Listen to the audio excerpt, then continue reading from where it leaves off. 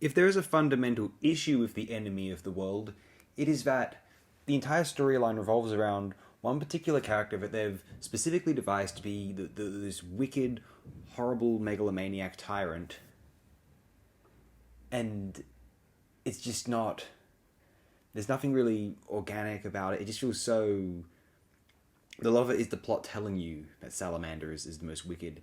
You can put two and two together and figure, okay, you're not convinced based upon the descriptions about him and his behavior that it could be the case, but there's just something very a bit forced and obvious about it.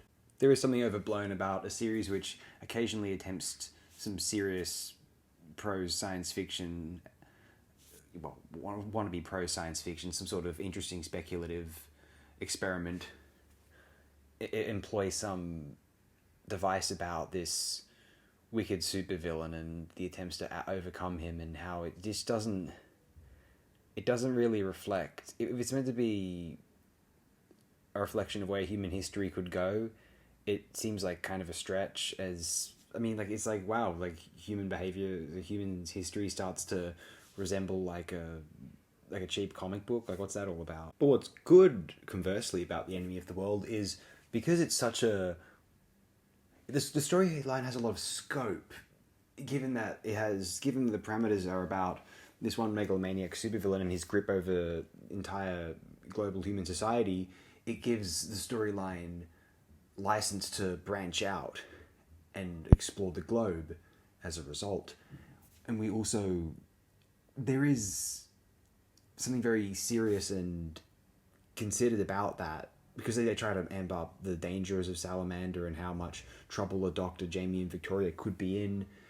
There is a sense of stakes there, and they've really tried to make this something of a grand epic within their material confines. The direction is quite able. Barry Letts himself has expressed disappointment, but I think the work is better than not.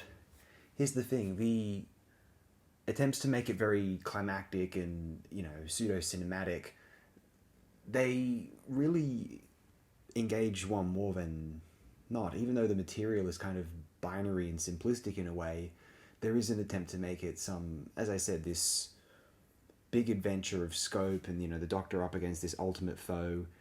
There is a good tone to it, even though it doesn't feel as intricate or enriching, wide-ranging and varied, complicated as some of the better even second Doctor serials around this. I feel positively about the serial overall, absolutely, actually very solid, although it is a bit goofy, but I enjoy the goofiness of it. I just wouldn't consider it. Maybe you've had a list of major highlights of classic Doctor Who, this one wouldn't quite make that cut.